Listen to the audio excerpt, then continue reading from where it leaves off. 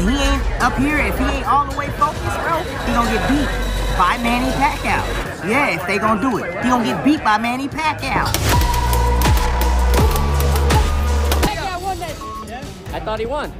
Manny won 7-5. That was clearly a Manny win. That wasn't Pacquiao. That wasn't the bad. The way Manny looked, I think there's a lot of people want to see Manny back again. Oh, he looked scared as bro. Yeah, he felt something. But yeah, you know, that old man is the strongest. That when I fight, when they start talking, that's when y'all get them. I'ma beat his ass for y'all talking. For real, y'all better be quiet. Never gonna stop. Get your hand out, he ain't ready for Tank. Any possibility that you would go back in the ring and fight someone like a Tank Davis? If you want, then if you come up to 147, then we can fight. Like, I'm gonna go in here, you're gonna kill me or I'm gonna kill you. And when you lose that feeling, then you lose. Tank looking for the big bag, the Jake Paul, Pacquiao, something Sola, and he's looking to, hey, I'll see you later. To prove, and yet he wants to continue to not only inspire but prove to everyone and himself that he still has what it takes nearly a quarter of a century into his professional career at the best weight class in the sport. No matter if he beats Barrios, then still Rolly Pacquiao. Next, for Rolly Romero, Manny Pacquiao. Does Pacquiao get through Barrios and get the WBC welterweight championship? None of that matters. I'll still fight him. What happened to that fight, Rolly? I want a Hall of Famer on my resume. You know, at the age of 40, you become slow and become... And it's kind of a challenge to myself that to prove something. Saying things like Pac-Man is back. All I can say that Pac-Man is back and the journey will continue. At this point of his career, Manny should go out fighting whoever he wants to fight. He deserves it. Yeah. I heard they want me to fight Pacquiao next. I'm not predicting the fight, but I will do my best to do the same with my last fight. What you really meant to say, man, that's a shit. He gonna really f this boy up. I mean, send him back to the hood, knock him the f out, change his life. He gonna see about 6 different Pacquiao in the ring that night. Can't write Manny completely off because he's Brady-esque to me. It's like what I said about Tom Brady falling off the cliff. I do think Tom Brady's in decline. But when you're falling from here, boy, you got a lot of room. So Pacquiao is falling from such heights that he's still better than most. He's a tall, lean guy, but he fights like a shorter guy, and he's there to be. To watch a 40-year-old man be victorious in that ring on that night, he is inspiration to many, including myself. I'm inspired right now. I'm just inspired to beat him up. One of the great performances in the history of not only this sport, but all of sport. Next, for Rolly Romero, Manny Pacquiao. Does Pacquiao get through Barrios and get the WBC welterweight championship? None of that matters. I'll still fight him. What happened to that fight, Rolly? I want a Hall of Famer on my resume. I don't pick my opponent. I don't, you know, I fight them all. He says you're his legacy fight. What? Rolando, he says you're his legacy fight.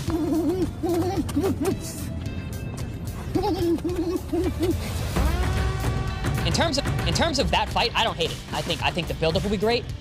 Mario wasn't the most marketable guy in terms of doing interviews and selling the fight, but Rollies, dude, that guy can sell. He get in that ring, and he ain't up here, if he ain't all the way focused, bro, he gonna get beat by Manny Pacquiao. Yeah, if they gonna do it, he gonna get beat by Manny Pacquiao. Pacquiao, knockout lang kuno daw ang aabutin sa makakalaban ngayon na si Rolando Romero. Kilala si Rolando Romero na mayroon din talagang lakas at diin ang mga suntok nito na pinapakawalan, na kung saan isa siya sa mga boksingerong nagpahirap kay Gervonta Tank Davis. Bagamat hindi po mas pinagbibigyan ng pansin itong si Rolly Romero ang kanyang mga jab, ay ang matatalim naman ito ng mga hook ang talagang gumigiba sa kanyang mga nakakalaban. At ang mga ganitong klase na hook din talaga, mga idol, ang nagpahirap at nagpatulog dito sa ating pambansang kamao na si Manny Pacquiao noon. Kaya sinasabi po ng ilang mga boxing analyst doon sa bansang Amerika na itong si Rolando Romero ang susunod na di umanong makapagpapatulog sa ating kababayan at tuluyang makapagpaparetiro sa ating pambansang kamao na si Manny Pacquiao. Ngayon, mga idol, alam nyo po ba, maraming nababahala sa mga nagiging hakbang ng ating pambansang kamao Manny Pacquiao ngayon dahil sa parabang limitado na ang kanya na namang pagsasanay na gagawin upang mapaghandaan ng gusto ang kanya ngayong paparating na mabigat na laban dito sa 147 pounds welterweight division na kung saan ay 3 buwan nga lang ay atin pong muling makikitang lumaban ang ating pambansang kamao Manny Pacquiao sa mas batang kampyon. Sa nakaraan po kasing laban ni Pacquiao sa WBC welterweight world champion na si Mario Barrios ay sinabi ni Pacquiao na kulang kuno ang buwan ng kanyang pagsasanay para sa gayon ay paghandaan si Barrios. Pero dito sa pagkakataon po kasing ito mga idol, nababahala muli ang mga Pinoy dahil sa mukhang kukulangin muli ng panahon nitong si Pacquiao para sa gayon nga ay mapaghandaan ang kanyang mabigat na laban sa matunog na pangalan na kanya kanong kakaharapin sa unang buwan ng taong 2026. O tama po kayo ng pagkakarinig mga idol dahil sa buwan ng Enero sa susunod na taon ay muli na kunong lalaban si Pacquiao para harapin itong WBA welterweight world champion na si Rolando "Rolly" Romero. Si Romero po talaga ang napipsil na pwedeng makalaban ni Pacquiao nung mauwi sa tabla itong laban niya kay Mario Barrios. Ayon po sa mga lumabas na balita ay nasa final na di umano na diskusyon at negosasyon ang magiging world title fight na ito. Isa ito sa mga gustong mangyari na laban ng ating pambansang kamao dahil sa mayroong pagkakataon na mabasag niya ang kanyang sariling legasiya. At yun na nga ay ang maging pinakamatandang kampiyon dito sa 147 pounds welterweight division. At makakamit niya lamang ito sa pagtalo dito sa mas malaki at mas malakas na kampiyon na si Romero. Pero hindi po kasi biro ang kakayahan ng kampiyon na ito mga idol na may malakas na hook at sobrang didiing mga patama. Kaya naman medyo mahihirapan din po talaga ang ating kababayan sa magiging laban niyang ito. Lalo pa po't alam naman natin na hindi na ang prime na Manny Pacquiao ang lalaban, na mayroong mga limitadong paggalaw at ginagawa para maiwasan ang mga madidiing suntok ng kanyang kalaban. Hindi na ito yung Pacquiao na tumatalon sa magkakaibang anggulo para iwasan ang mga malalakas sa suntok ng kanyang kalaban, na kung saan mas tinatamaan at mas madali na ring mapatamaan ang ating kababayan. Pero mas magiging madali na laban ito para kay Pacquiao dahil sa hindi nga mahilig bumato ng jab itong si Romero. Kaya naman hindi po magiging komplikado ang mga pagpasok nitong si Pacquiao sa depensa nitong si Rolly Romero, na siguradong magre-resulta ng isang kapanapanabik na laban dito sa pagitan ni Manny Pacquiao at Rolly Romero. Hindi natin may tatanggi na itong si 8th Division World Champion Manny Pacquiao ang isa sa mga tinitingalang boksingero noon sa kanyang kapanahunan, na kung saan dala-dala ng matinding excitement sa kanyang mga laban na talagang namang hindi kaantukin sa oras na siya na ang tumapak sa ibabaw ng bola. Kaya naman hindi magkaumayaw ang mga boxing fans sa oras na siya ay mapapalaban dahil sa siguradong titigil ang Pilipinas pag siya na ang lalaban para sa ating bayan. Ngayon sa video po kasing ito mga idol ay iyahain ko sa inyo ang isa sa pinakamabigat na laban nitong si Manny Pacquiao ng kanyang kaharapin, ang mas bata noong kampiyon at may hawak ng WBO o World Boxing Organization welterweight world title belt na si Jesse Vargas. Itong si Pacquiao ay nagbalik sa kanyang pagre-retiro dahil sa na-miss di umano niya ang boxing, at sa kanyang pagbabalik ay agad-agad po nitong sinagupa ang kampiyon na si Jesse Vargas. I'm happy to be back. I feel lonely and sad when you are thinking you're not longer active with the sport of boxing. You know, I want to box. I want to continue because Sa laban na ito mga idol ay maraming naniniwala na hindi na kaya di umano nitong si Pacquiao makipagsabayan sa mas batang kalaban. Lalo pat itong si Vargas ay nasa kanya na ngayong kapanahunan na kung saan ay nag-uumapaw ang kumpiyansa ng kampiyon na ito na kanya di umanong tatalunin lamang sa laban ang 8th Division World Champion na ating pambansang kamao na si Manny Pacquiao. Let's come out victorious to show that I'm the best in the welterweight division. What have you done to prepare for Manny? What have I done? What have we done? My team and I have prepared tremendously in a great way, and we look forward to performing well because that's what we work for. You know, and this November 5th, this Saturday night, tomorrow night, we're going to give the fans a great performance, and we plan to come out victorious. We worked hard for it, and we have no doubt that that will be the outcome. Walang kaalam-alam si Vargas na hindi pa rin nawawala ang bagsik nitong si Pacquiao. Kaya naman po yung mararanasan ng kampiyon na ito ang pagkatalo na hindi niya pa nararanasan sa kanyang talang buhay. Kaya naman huwag po natin patagalin pa at sabay-sabay po natin ngayong panoorin ang highlights ng kanilang buong naging sagupaan. Sa unang round mga idol ay medyo po nagiging maingat ang ating kababayan na si Pacquiao dahil sa aminado itong si Pacquiao na malakas din itong kanyang kalaban. Kaya naman binabasa at kinakapapa ng ating kababayan ang lakas at diskarte ng kanyang kalaban sa pagbato ng suntok.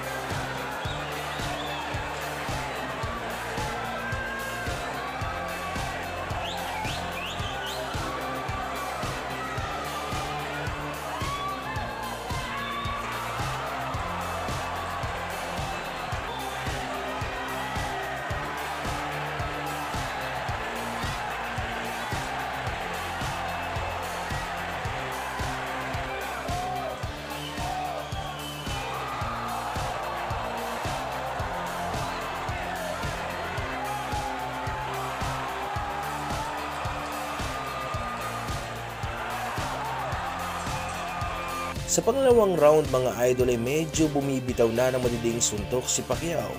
Gusto ni Manny Pacquiao na makakuha ang round 2. Kaya lamang kasi ay desidido ang kampiyon na si Jesse Vargas na makakuha ang face ng laban. Pero hindi niya inaasahan ang mangyayari dahil sa lalagapak pala ang kanyang puwetan sa lakas ng suntok na pinakawalan nitong si Manny Pacquiao.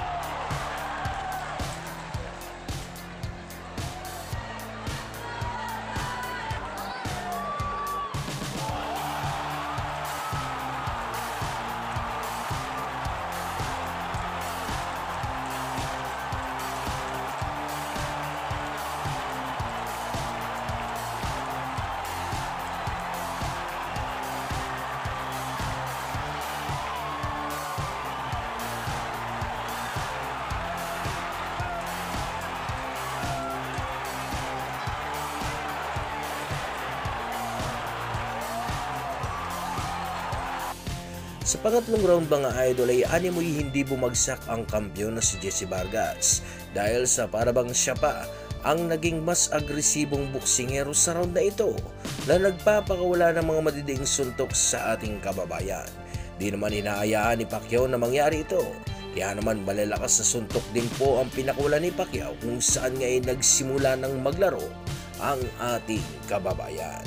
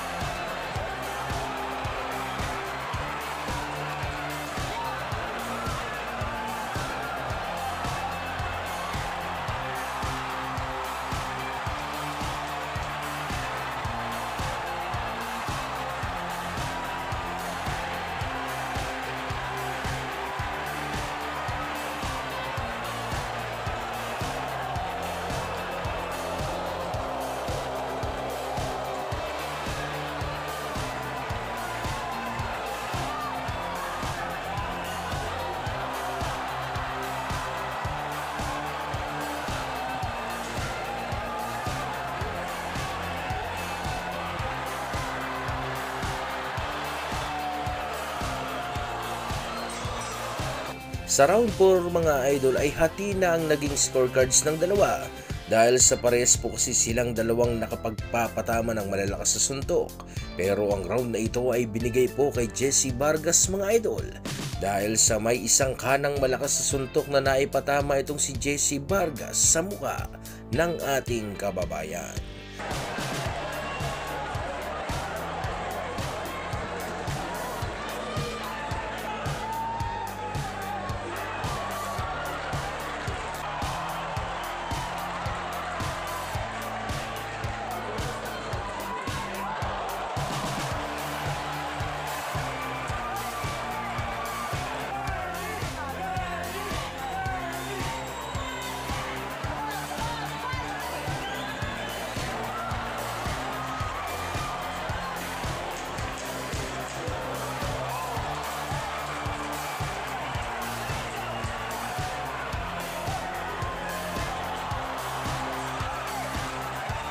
Sa round 5 mga idol ay punong-puno na ng aksyon ng laban na kung saan nga po ay nakikipagbunuan na si Pacquiao sa kanyang kalaban.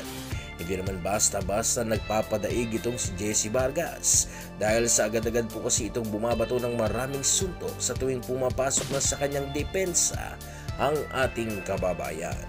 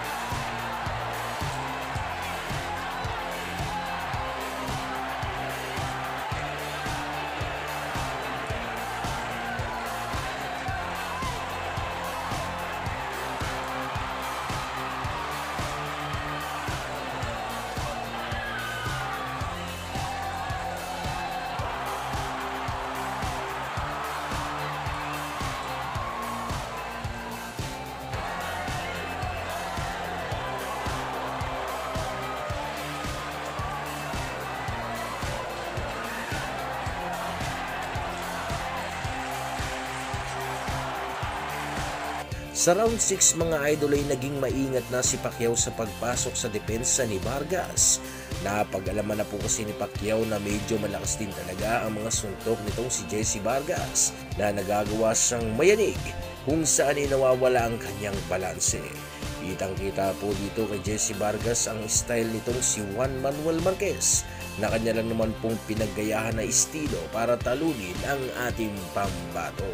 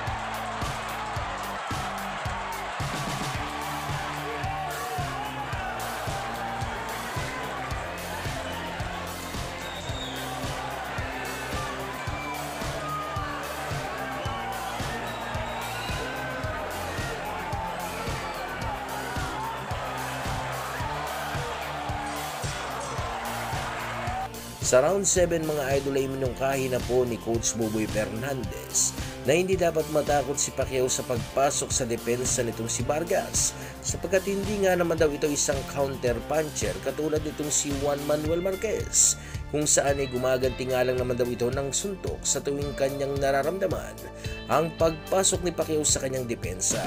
Kaya naman ay nagsimula muli ang bagyo mula sa ating pambansang kamao.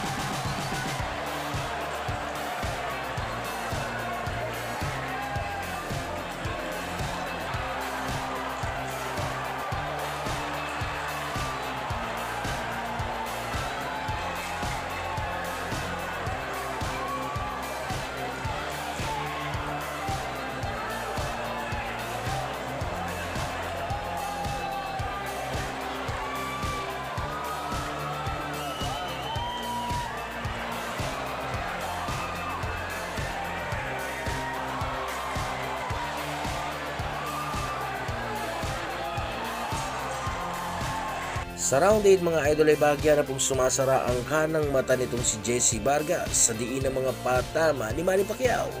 Hindi na mabasa-basa ni Vargas ang lokasyon ng mga pinanggagalingan ng mga suntok nitong ating kababayan. Kaya naman ay bara-bara na ang Jessie Vargas sa round na ito na sumusuntok na lamang sa hangin. Ito ay dahil sa pabago-bago ang estilo na ginagawa ni Manny Pacquiao.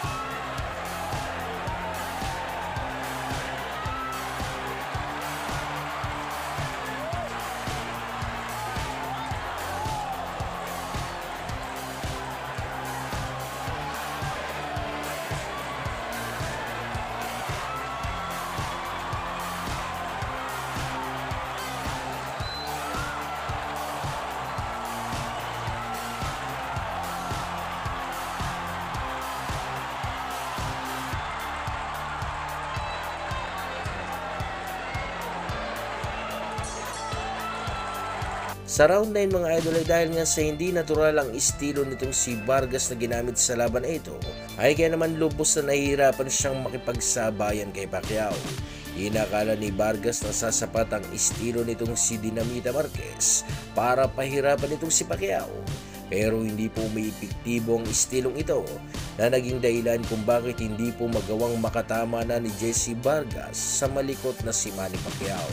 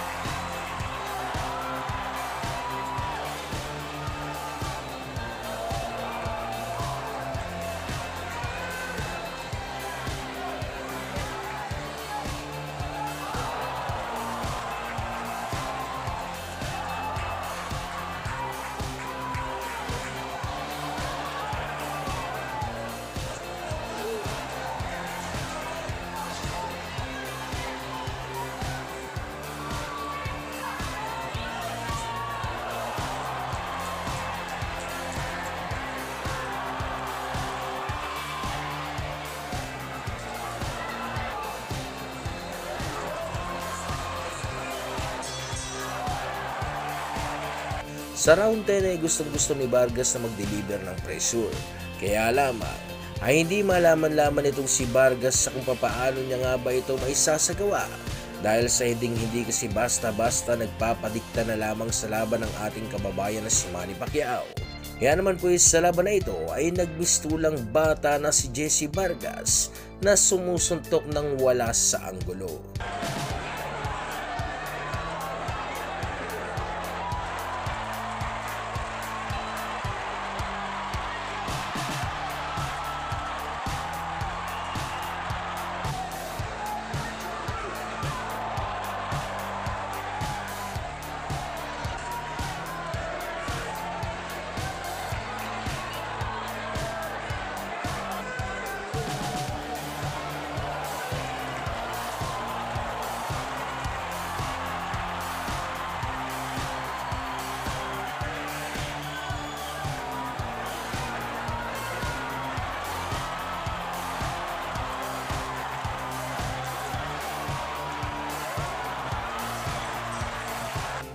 Sa round 11 mga idol ay hindi na alam ni Jessie Vargas sa kung paano niya nga ba pupuruhan itong si Pacquiao. Makikita po sa naging laban na ito mga idol ang agwat ng kanilang mga kakayahan na kung saan ay mas napupuruhan ni Pacquiao ang mas batang kampiyon na si Jessie Vargas.